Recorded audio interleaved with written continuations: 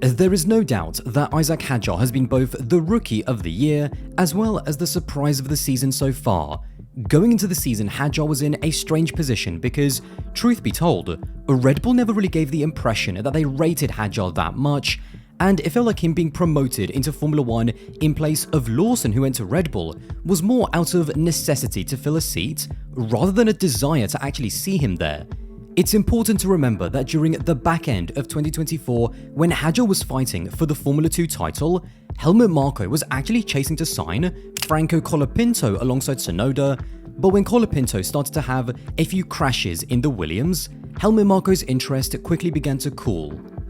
That should tell you everything you need to know about how much faith Red Bull had in Hadjar to begin with. However, this is what makes him undoubtedly the surprise of the season, because whilst the media and the team itself had low expectations of him, the way he's hit the ground running has been incredibly impressive. Right from the very first race, the thing that really caught everyone's eye was his qualifying pace. He qualified 11th on his debut in Australia, and in the 9 races that we have had so far, his average qualifying position has been the 9th best on the grid at 9.56, just behind Albon in 8th, who has the exact same qualifying average, but he is ahead of drivers like Carlos Sainz, Fernando Alonso, Pierre Gasly, and also Yuki Tsunoda.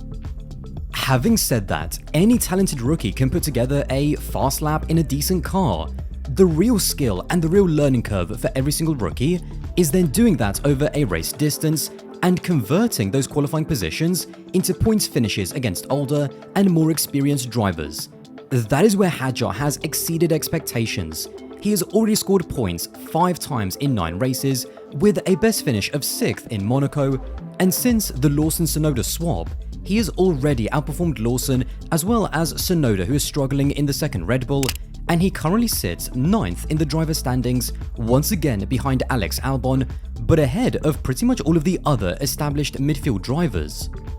And now, in fairness, Hadjar has actually found himself in a pretty strong position to start his F1 career, compared to drivers like Antonelli and even Behrman off the back of what he did last year. Given that there wasn't that much expectation for him to do well from both his team and also from some of the fans, he didn't exactly come into the season with the same level of pressure or scrutiny compared to his fellow rookies. But most importantly, he has stepped into a very good car. Similar to Yuki in 2021, Hadjar has been given a very competitive midfield car, which has immediately allowed him to fight for points. However, unlike Yuki in 21, Hadjar has been a lot more composed, a lot less crash prone, and he has taken full advantage of this great situation that he has found himself in.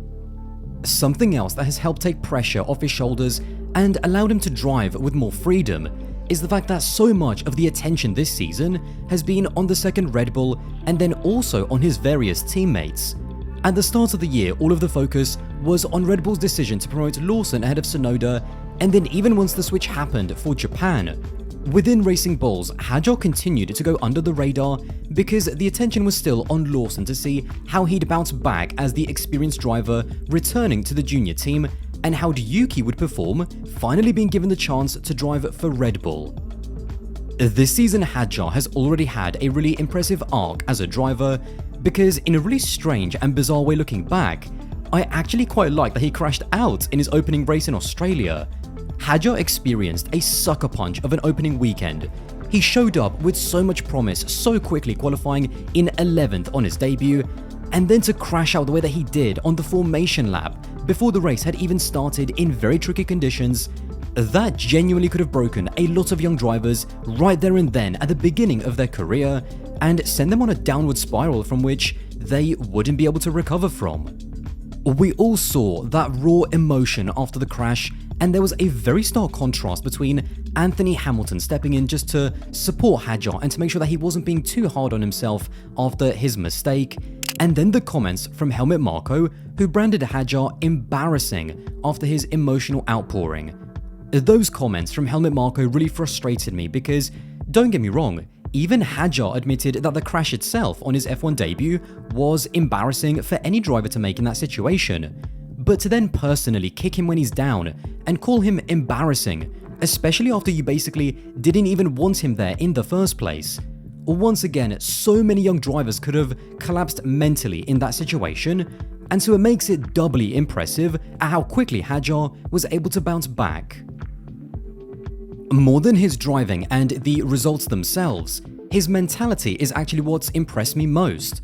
Throughout his junior career, he has always had a bit of a reputation as someone who can be a little bit hot-headed over the team radio. Hadjar drives with a lot of emotion, and whilst that in itself is not a bad thing, emotion has to be harnessed in the right way so that it is a positive driving force and not a negative, which can start clouding your judgments. Going into the season, Formula 1 did a roundtable with all of the rookies for 2025, and at one point, everyone kind of joked about Hadjar being emotional over the team radio, and Laura Winter even made the remark that, "We are looking forward to some of your race radio." We are looking forward to some of your race radio this season. And when you lost the front wing. I broke the front wing! And with Maini in the last round. Maini! We can beep that out, I think. In that moment, you could see that Hadjar was uncomfortable and embarrassed that he's got this reputation, because he knows that that sort of stereotype can quickly have a negative effect on his career later down the line. If the people inside the paddock that actually matter just always automatically assume and treat it as fact that he's overly emotional, hot-headed, and someone who lacks self-control in high-pressure moments, that is not going to be very good for his future prospects. This season, I have noticed that over team radio, he has made a conscious effort to dial back his emotions, because given how much coverage and scrutiny there is over the team radios, he does not want to give people ammunition, and he doesn't want to perpetuate that stereotype that people have of him. I genuinely think that ever since that crash on the formation lap in Melbourne, his rookie season has been close to flawless so far. We all know that Antonelli was going to be the benchmark for rookies, because not only was there a monumental amount of hype around him, but he was also the one in the best car with the best opportunity to not just fight for points, but fight for podiums and even wins in his rookie season. In terms of assessing Antonelli's season so far, I'm going to leave that for another video, but when you take into account expectations, results, and the car that they have at their disposal, in my opinion, Hadjar has easily been the rookie of the season so far, and even though Antonelli, Behrman, and Bortoleto have all had their moments, compared to Hadjar, it's not even close. Having said that, it's very hard to separate the good start that Hadjar has had to his rookie season to the never-ending struggle of the second Red Bull driver, because with Yuki continuing to underperform, what happens if Red Bull all of a sudden decide to promote Hadjar? There is something fundamentally crazy and downright confusing about how incompatible drivers are to driving that second Red Bull. We have seen second drivers struggle to extract performance out of a fast car before in Formula 1, but nothing to this extent. I really do think that as these ground effect regulations have become more and more mature, and as the teams have developed their cars further and further, that the current cars have become so complex and so specialized to drive that they're probably the hardest cars to adapt to in Formula 1 history. We all know about the struggles of Tsunoda, but pretty much every single new driver that's joined a top team alongside an already established and experienced driver has kind of been underperforming to some extent. Antonelli has been knocked out of Q2 2 times in the past 3 races, Hamilton has not been on the same level as Leclerc, and even though some people are pointing to Ferrari and saying that they made a mistake because Sainz was better, on the flip side, even Sainz is struggling to adapt to the Williams relative to Albon, who everyone thought that he would be able to beat. None of these new drivers who have switched teams up against their more established teammates have really impressed so far, and that just cannot be a coincidence.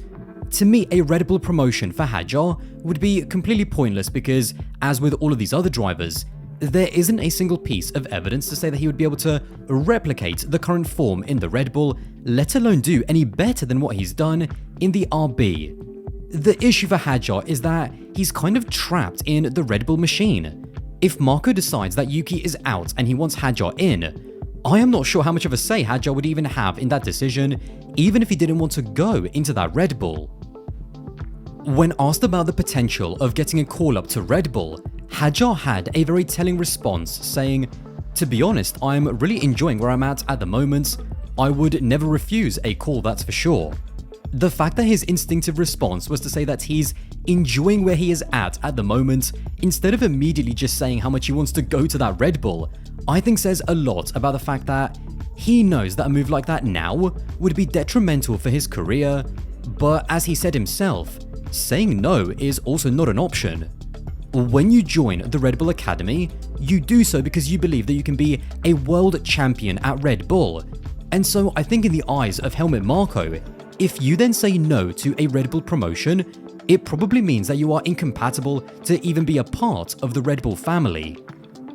I think that Hadjar is going to be praying that Red Bull just accept the situation that they have created for themselves, and that they just let Tsunoda see out the season, and in turn leave him alone to just develop and build his career at RB. I honestly think that this team's only option is to hope that the 2026 regulations somehow offers a kind of reset for Tsunoda, in the same way that Checo was much closer to Max in 2022 compared to 2024. Despite the fact that Red Bull never really rated him that highly, despite the fact that he came in under the radar, Hadjar has surpassed mine and everyone's expectations, and he deserves every bit of praise that he is getting. However, he also now finds himself in the position of being a prisoner in the Red Bull machine, with his future out of his control. Well, there you have it. If you want to support the channel, then don't forget to subscribe. That would be massively appreciated, and I'll see you in the next one.